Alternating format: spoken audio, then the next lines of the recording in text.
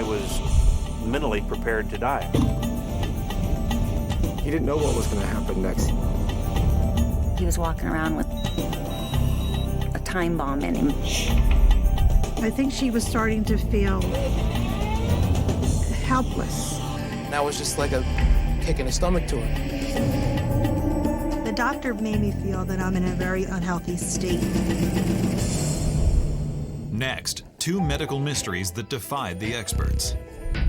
Calvin Hill is tormented by terrifying episodes of night sweats, high fevers, and terrible back pain. Doctors can't explain why it's happening, but are convinced that dangerous open-heart surgery is his only option. Right or wrong, live or die, I was either going to end it one way or the other. Then, for 20 years, JoAnn Citrone dealt with the embarrassing results of what she thought was a garden-variety hormone imbalance, until she learns that her mysterious condition could have deadly consequences. The worst fear that I would have was that I was going to die. When illness strikes, we look to doctors to give us answers. But what if they can't?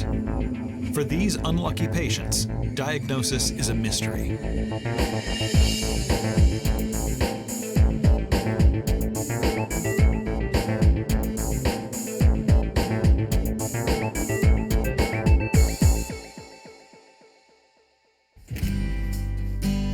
"56-year-old Calvin Hill is a member of the Georgia State House of Representatives. Having served in the military before getting into politics, he's always been an active and busy man. I was in the Marine Corps, and I think that started my lifelong desire to stay physically fit.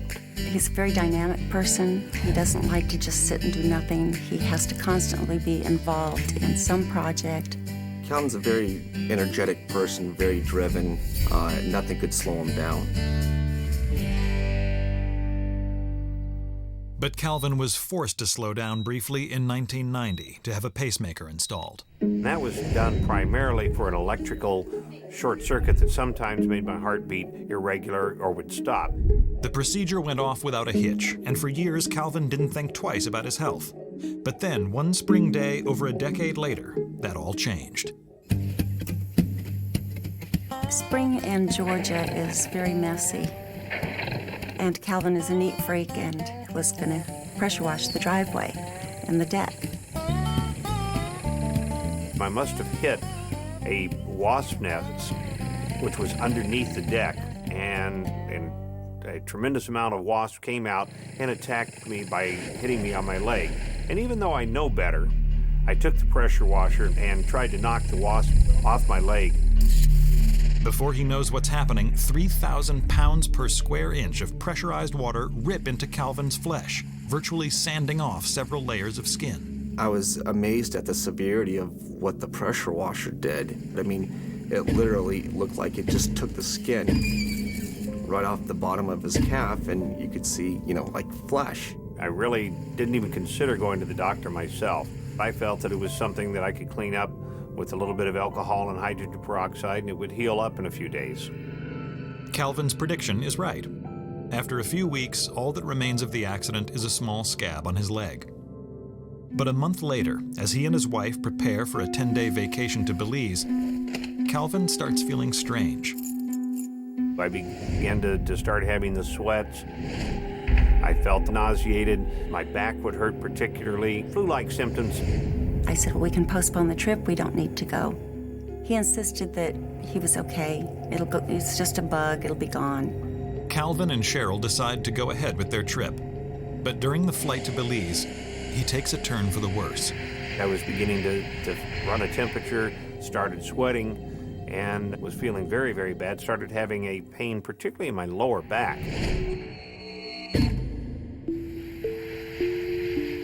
Once the plane touches down, Calvin is so miserable, all he can think about is getting to their hotel.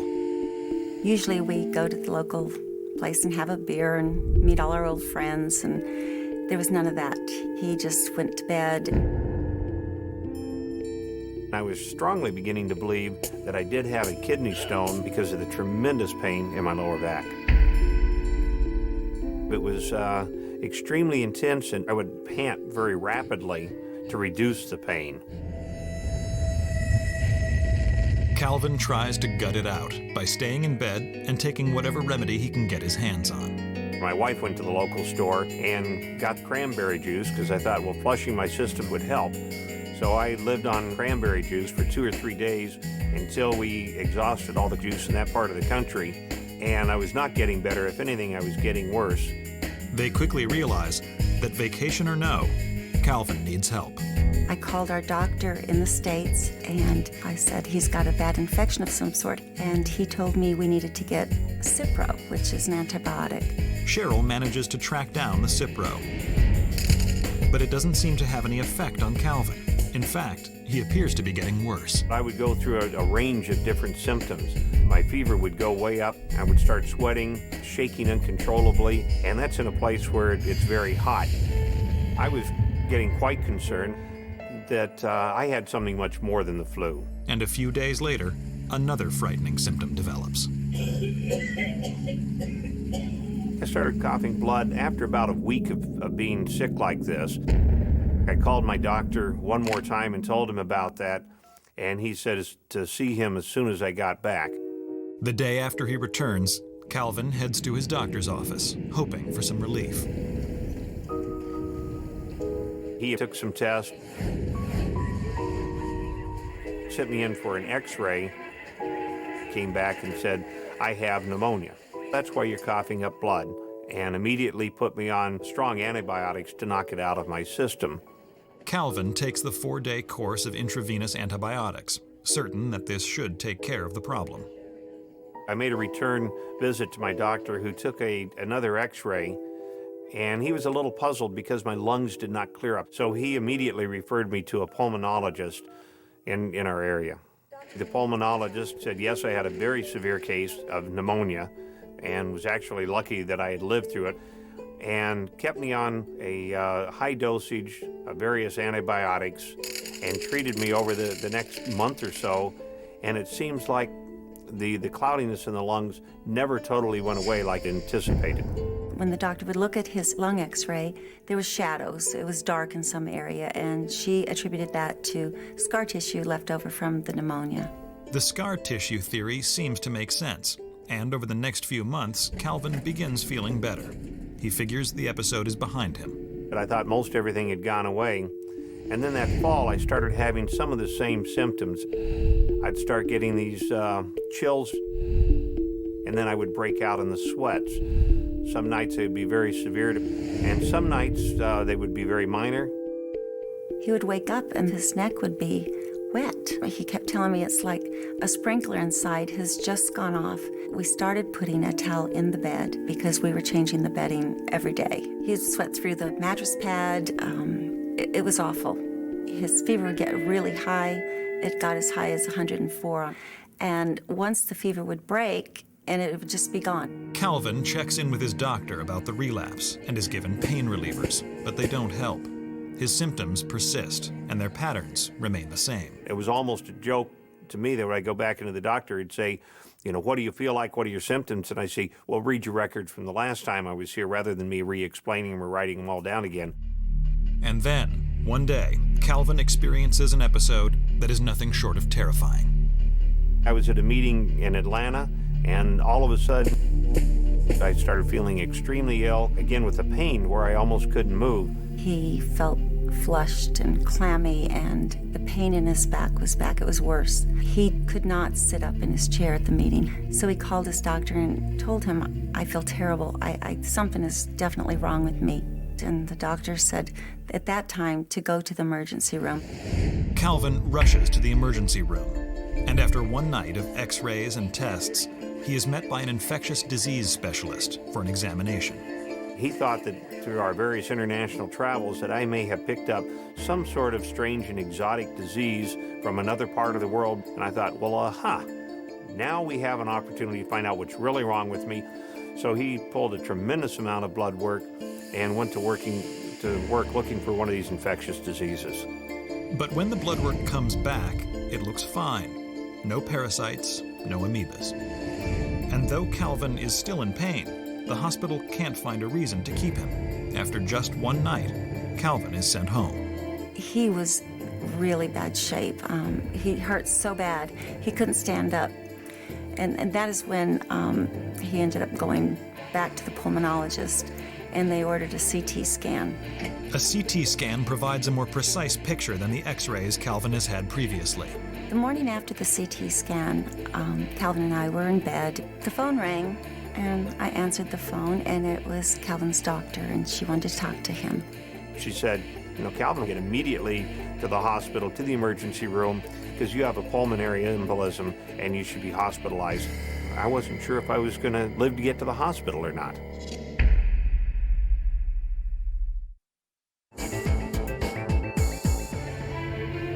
"56-year-old Calvin Hill is being rushed to the hospital.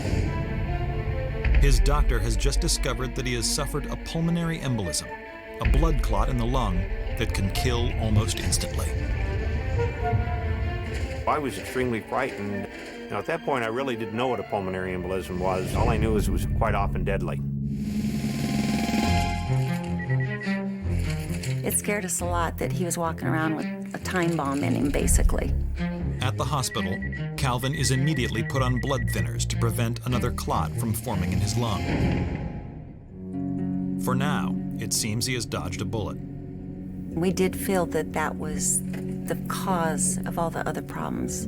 He was feeling confident that they'd found it and it's over. And we would just go along with the treatment. And if he had to stay on blood thinners the rest of his life, he'd do that.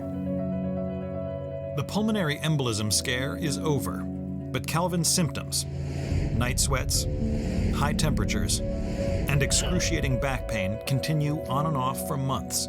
And then, in October 2004, the bullet he thought he dodged returns when he's brought to his knees by another pulmonary embolism. And this really intensified my fear because I was afraid just one more time I would get a big embolism and that would be it. So I was extremely fearful on how many more I could possibly survive. And it keeps happening. So at the time I was having 4, 5, or 6 pulmonary embolisms, some of them big and some of them fairly minor. They just keep intensifying. It feels like you've been shot in the stomach with a cannonball or a bowling ball. And literally a couple of times it has just knocked me to the ground. We were certain that there's some underlying cause that nobody seems to be able to find out, that there is a disease hiding in there, and maybe it sleeps for a while and then it comes back. And I felt again like a revolving door. I would get well for a while and then I'd end up back in the hospital a couple months later. I felt that I was sinking a little bit lower and lower every time. I was not recovering as quickly or as well as I had before. I was really starting to get concerned because in my mind, most of the people that he sought medical assistance or help from had enough time to come up with an answer of why he had been feeling the way he had been feeling. That felt like they were just throwing darts in the dark. And they didn't even know if they were hitting the wall, let alone the board. I thought medical science had advanced to such a point that I could not accept that they couldn't find the root of my illness and the root of my disease. I mean, after a while you think, okay, this is just the way it's going to be forever, and finally I'm going to just die. And I know he was resigned to that. He was over it by then. You don't accept your husband not wanting to live or not thinking he's going to live. We just pushed on, I did what I could to make him feel better. We listened to the doctors, we told them the stories, and they would all come back with no answers for us. For 2 years, Calvin is on a roller coaster with no answers. They were scratching their heads. They didn't have a clue what was going on. Then Calvin tries a new tactic.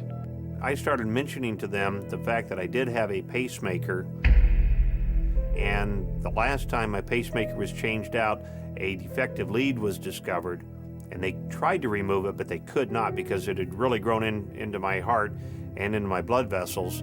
And so instead they just cut it off and capped it at both ends and inserted new leads. Doctors seize on this and suggest that perhaps the defunct pacemaker lead could be causing abnormal growths in Calvin's chest, creating the clots. The next step is to meet with a top cardiologist to see if anything could be done about it. He talked about the possibility of an open heart surgery where they filleted these wires out of my body, go back and put in a new pacemaker. He said it had a tremendous downside. He said it's probably about a 60% chance that I would die on the operating table. Calvin is petrified. His odds of living are worse than a coin flip, but he feels like this is his only chance. Going through the heart surgery seemed like, I guess, my only option, my last option of finding out what was causing these pulmonary embolisms and getting it fixed once and for all, right or wrong, live or die. At least I'm getting it over with. I was either going to end it one way or the other.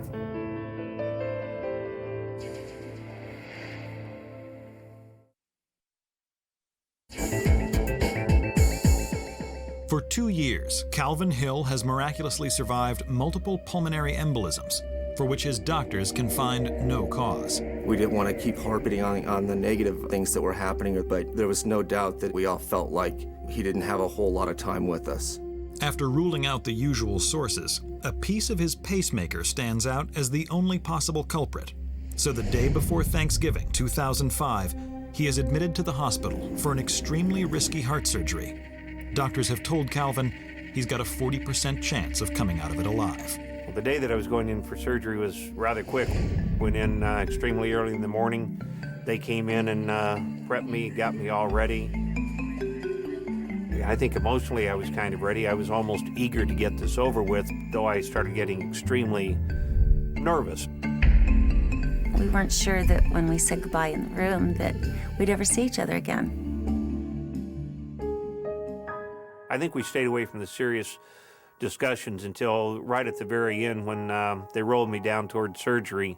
Then we said our goodbyes and told each other how much we loved each other. And I still remember those moments very clearly and obviously get a little emotional about them. It's just a horrible feeling to know that one minute you're talking to somebody that is part of your life, and over the next couple hours, you don't know if they're going to be around. I was mentally prepared to die. I was, making my peace, praying, if you will, and just saying, God, do whatever you want to with me. I'm yours.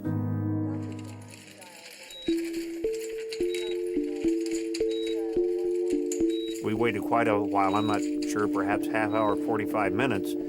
And the surgeon was coming, so they were doing the last-minute preparations. He walked into the room, and I think to everybody's surprise, at that point he said, "Stop.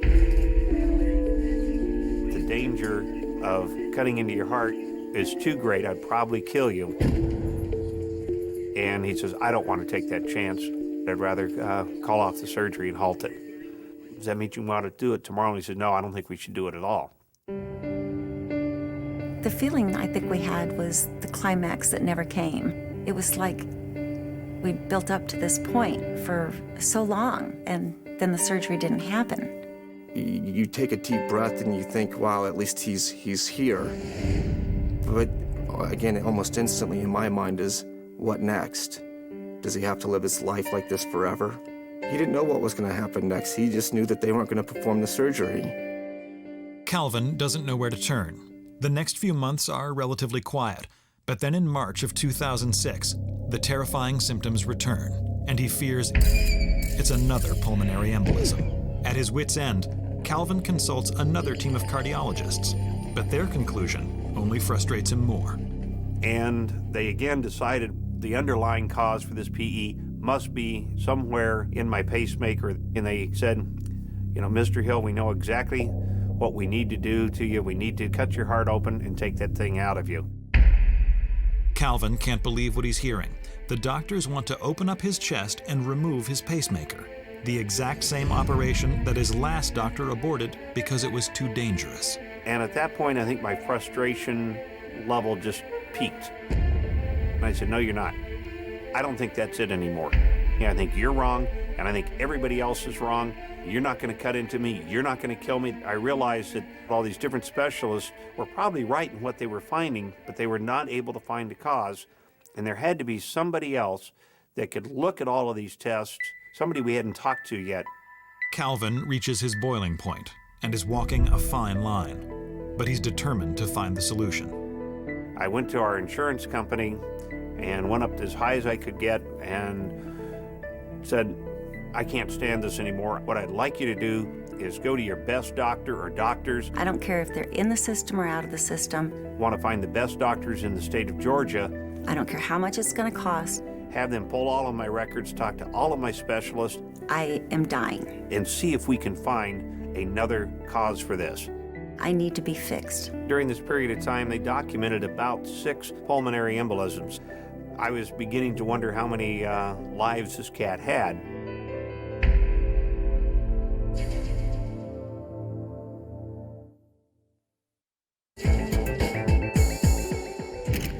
Calvin Hill is fed up.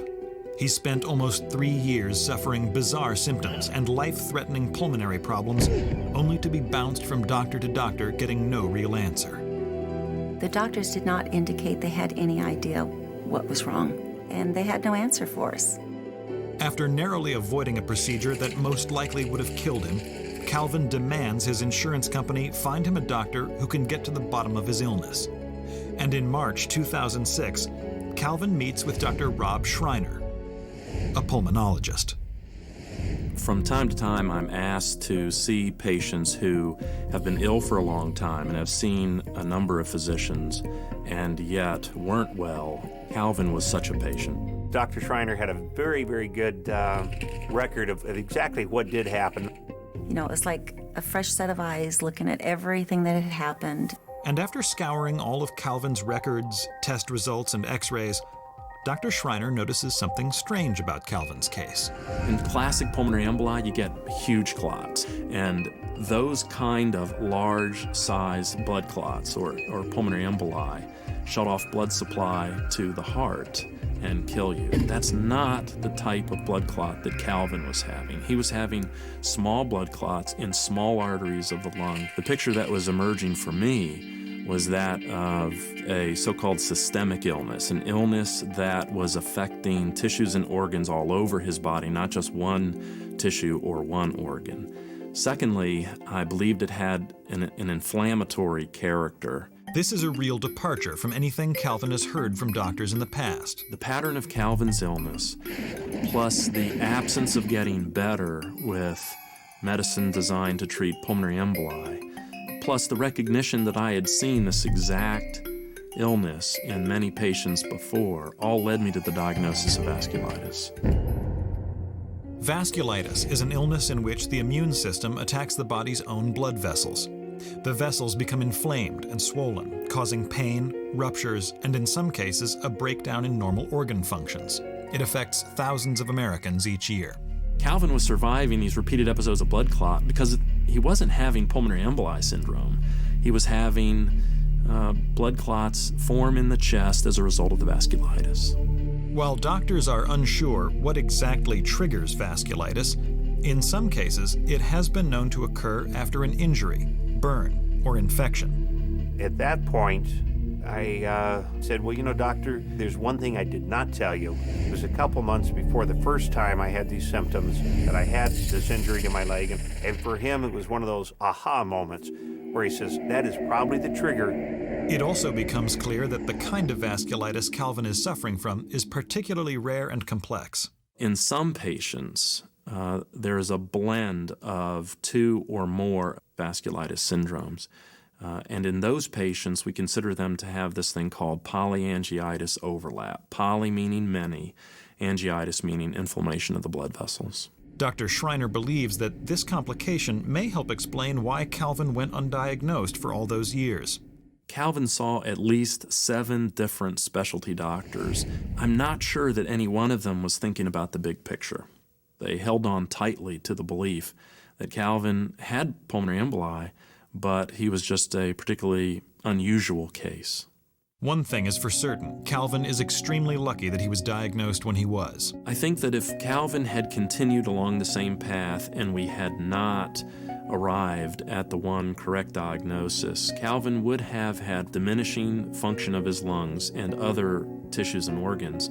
I think eventually it would have killed him. Dr. Schreiner prescribes Calvin prednisone, a steroid, and cyclophosphamide, an immunosuppressant. These medications are used to calm down his overactive immune system. And I guess it was probably about 6 months later that I realized, hey, I'm feeling pretty good. And all those symptoms seem to have gone away. Today, Calvin is feeling better and hopeful that he has a long future ahead of him. Calvin did what all of us should do. If we're doing what our doctors are asking and we're undergoing tests, but we aren't getting better, we've got to advocate for ourselves. I think if I hadn't made the final decision to talk to my insurance company and tell them I needed something else, I'm sure I'd probably be dead by now. When Calvin Hill was confronted with the possibility of his own death, he fought back and regained control of his health. But years of chronic symptoms and disinterested doctors almost forced JoAnn Citrone to give up on ever finding a cure. JoAnn Citrone was the baby of her family, an upbeat and healthy kid brought up in a tight-knit Italian family in New Jersey. As a child, I loved to play sports. I was very athletic, enjoyed playing basketball. She was a beautiful child, lots of fun. And just like many young women, JoAnn first starts her period at age 13. But 2 years later, something strange happens. At the age of 15, my menstrual cycle stopped.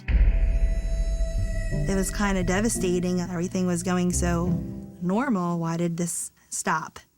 At first, I thought, well, this is just temporary. But after quite a lapse of her not getting her period, I knew something wasn't right. And I made the first appointment to our gynecologist. The gynecologist runs a battery of tests and performs a full exam. The pap smear was normal, but the blood test did reveal a high level of testosterone in my bloodstream. Testosterone is a hormone that is responsible for the development of masculine characteristics. Mostly produced in the testes in males, smaller amounts are produced in a woman's ovaries. The doctors said, you really should take her to an endocrinologist, and that's what I did. He went over the blood work that the first doctor performed on me and stated that they were going to run some more tests. The endocrinologist felt that putting her on a mild birth control pill would stabilize her period and bring it back to when normal. JoAnn goes on the birth control pill, and after 2 months, her period returns. Her blood still shows high testosterone levels, but her doctor doesn't seem worried. He really didn't make much of it. We just discussed it that yes, it is still high, but continue on the birth control pill, and this was something that I had to accept.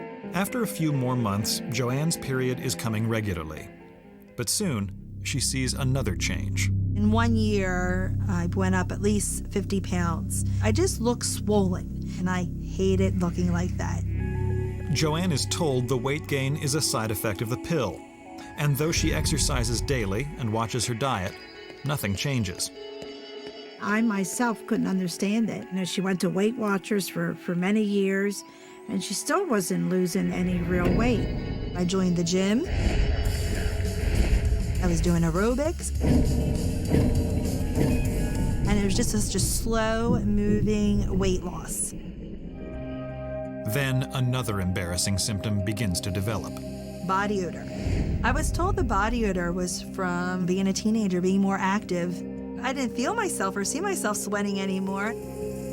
I would try every deodorant possible and just didn't seem to help. And when JoAnn turns 17, another bizarre symptom appears. Brown spots on the back of her neck, elbows, and knees.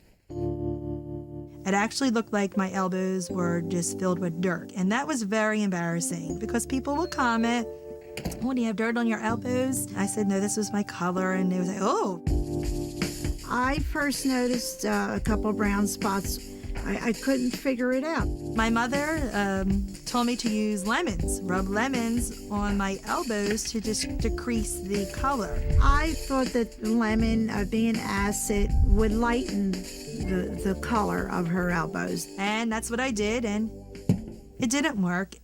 JoAnn checks in with her endocrinologist every 3 months for blood tests, and she tells him about the disturbing changes her body is going through. And when I would ask him about the other symptoms, he would try to just figure out ways to help me persevere with them. This is really the most difficult thing for me as a mother. You know, you go to a doctor, they're telling you, oh, everything is, is just a little high, but there was no treatment to be done for her. Joanne accepts her doctor's findings and goes through college just managing her symptoms day to day. At age 22, she meets Scott Citrone, and they begin a 3-year romance. Scott and I were forming a really nice bond together as a couple, and there really wasn't any reason to worry about any type of symptoms I was having. She never made a big deal about her doctor's visits. She did tell me about the high testosterone level, but the other symptoms were not real visible to me at the first. She looked and seemed normal, healthy. I wasn't concerned about it at all. In June of 1996, Joanne and Scott marry. A few months later, Joanne stops taking the pill for the first time in 10 years. I was told a high level of testosterone might affect me when it's time to have a baby, but it's not a big deal because, you're on a good track receiving menstrual cycles. When I'm told nothing's to worry about, I just move on and don't worry about it. 1 month goes by with no period and no pregnancy. Joanne isn't expecting immediate results, so she and Scott remain patient. But then, one day, she notices something disturbing. Whiskers started popping out. I did not feel like I was an attractive wife. And when I talked to the doctor about that, he says it's very common for when you, reach a different period of time in your life. But I was only 26 at that time. A girl puts makeup on and you hope that your lipstick is on right. Imagine worrying, I wonder if I have a new hair that just appeared. Anytime I would see a stray hair, I would pluck it. Every night, it was just something she had to do before she went to bed. Months go by with no periods and several negative pregnancy tests. Joanne's doctor tells her to check her temperature daily to track her ovulation. He also prescribes Clomid, a fertility drug used to induce ovulation, but nothing works. I think she was starting to feel helpless. Why is this happening to me? It was heartbreaking to hear your daughter with such a plea.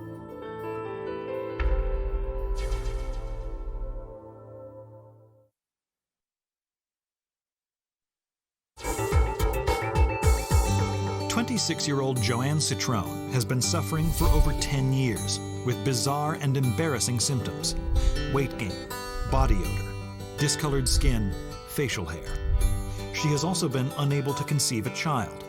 Her doctors say these are all results of elevated testosterone levels, but are nothing serious to worry about. We had confidence with the doctor's diagnosis, and there wasn't any questioning of why I continually had high testosterone every 3 months of my blood work. So you just move on and live life. Desperate to get pregnant, Joanne continues with her regimen of fertility drugs. But after 3 months and no pregnancy, her doctor delivers some bad news. He told me he couldn't treat me anymore for my infertility if the Clomid wasn't jump-starting. He reached his limits of what he could do for us as a couple trying to conceive a child.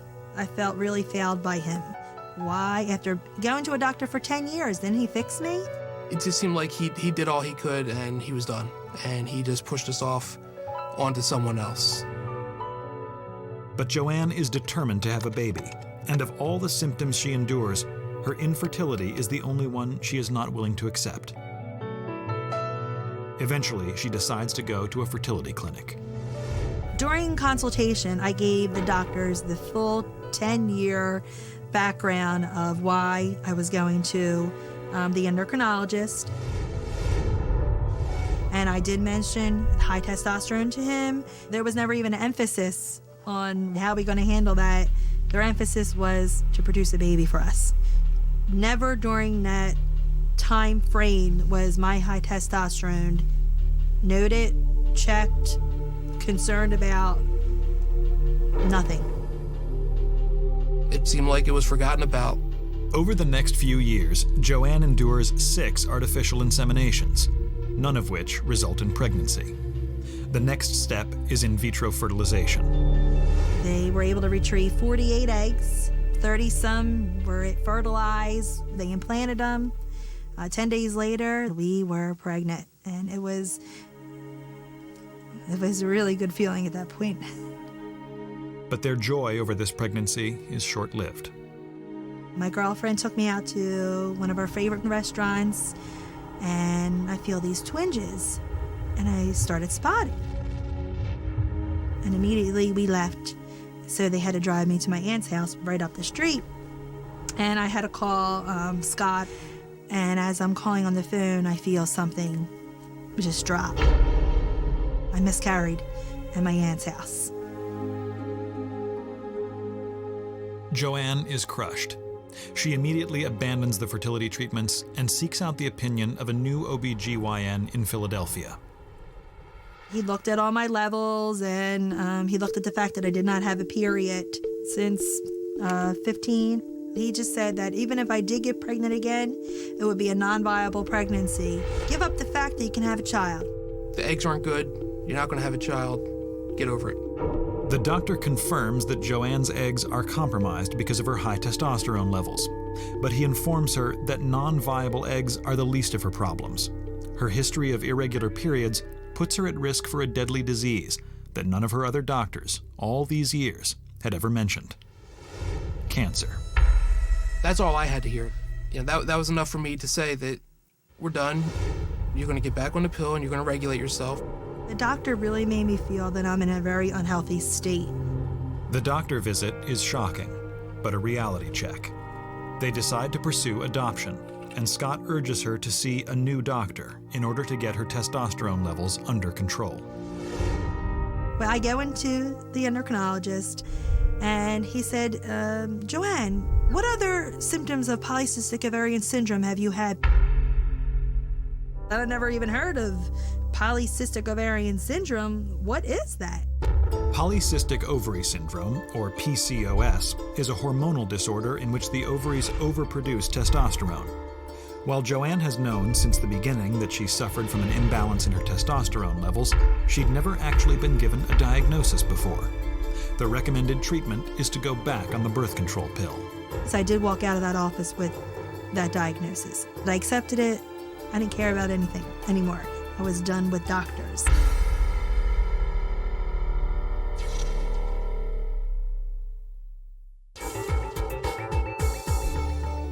JoAnn Citrone is eager to put over 10 years of infertility and other bizarre symptoms behind her. In 2001, she and Scott adopt a son, and 3 years later, she's ready to give him a sibling. But Scott is still concerned about her testosterone levels and the chance that she might be at risk for cancer. I finally said that, if there's a chance that you're going to not be around to help me raise this child, no, we're not going to do it. The only way we were able to start proceedings for our second adoption was that if I saw another doctor. Because in his mind, I was going to get cancer if I did not take care of my high testosterone issues. Joanne is loath to get back on the medical merry-go-round. But then her mother, Connie, comes across an article in a magazine featuring a doctor who specializes in polycystic ovary syndrome, or PCOS, the hormonal condition Joanne believes she has. As I read this article, I became very, very excited. I couldn't wait till Joanne returned home. As soon as she got in the door, I said, "You have to call this doctor." I said, "Mom, I'm done with the doctors. I don't want to do it." A couple days went by, and that article sat right on our kitchen table. It was like drawing me. Joanne soon makes an appointment with Dr. Catherine Sharif, the specialist featured in the article. Joanne told me that she had been told for years that she had very high testosterone levels, but not where it came from and what to do about it. There is no normal situation where a woman would have a high testosterone level. Normal is probably under 50. Joanne's testosterone was probably the highest I've ever seen in 10 years of practice. Joanne's testosterone tops the charts at 107. And after reviewing her records, test results, and performing a thorough exam, Dr. Sharif confirms the PCOS diagnosis. But she also tells Joanne something she'd never heard before. She had high insulin levels. I don't think anyone had ever explained that to her. Women with PCOS commonly have high levels of the hormone insulin. This can lead to high testosterone, menstrual problems, and weight gain, among other things. The brown patches on the back of the neck or on your knuckles, knees, or elbows are classic for very high insulin levels, which we call insulin resistance. And she said, well, it's a good chance that if you start this insulin-resistant medicine, that you'll be able to get a period on your own. JoAnn takes the medication for 3 months and then returns to Dr. Sharif's office for a checkup. My insulin numbers went down, but my testosterone still remained high. She couldn't believe it because she was feeling so good. She had lost some weight, and that was just like a kick in the stomach to her. When I saw that JoAnn's testosterone hadn't changed in 3 months, I thought she may not have polycystic ovary syndrome, because if it was coming from her ovaries, the testosterone would have dropped with the treatment. I mean, I have nearly 1,000 patients now, and the testosterone always drops in 3 months. Something didn't match up. Dr. Sharif is beginning to think that perhaps JoAnn does not have PCOS at all, and that her high testosterone is coming from somewhere other than her ovaries. She decides to try something. She prescribes a different drug, a steroid called dexamethasone. If it works, Dr. Sharif will have isolated the source of the testosterone and have a new diagnosis. After 3 months of taking this tiny dose of steroids, JoAnn started to get periods and her testosterone level dropped dramatically. And then I knew exactly what she had. It confirmed the diagnosis of non-classical congenital adrenal hyperplasia. Non-classical congenital adrenal hyperplasia is caused by an enzyme deficiency in the adrenal glands located on top of the kidneys, which secrete the hormones cortisol, aldosterone, and tiny amounts of testosterone. Normally, this enzyme helps to keep hormone production in balance. In JoAnn, the enzyme wasn't functioning, which led her adrenal glands to produce more than double the amount of testosterone that she needed. While not as problematic for men, the excess testosterone in a woman can result in body odor, weight gain, facial hair, and in some cases, infertility. It's an amazing feeling to finally have an answer to that underlying question we've been wanting to know for years now. Finally having a diagnosis is a load off both of our minds. But JoAnn still wonders why it took her so long to get the right treatment.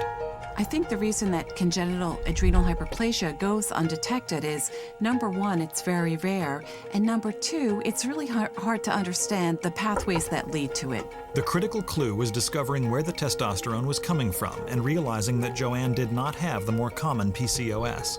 Polycystic ovary syndrome can be confused with non-classical congenital adrenal hyperplasia. Both women have high levels of testosterone. One is coming from the ovaries and the other is coming from the adrenal glands, but you can't tell that when you look at someone. There's no bad hormones or good hormones. There's only balances of hormones. If you don't have a balance of hormones in your body, you have all kinds of problems. If JoAnn had not been diagnosed, her chances of developing diabetes, high blood pressure, and endometrial cancer were high. But now that she's on the proper medication, JoAnn's progress has been excellent. Her symptoms are a thing of the past.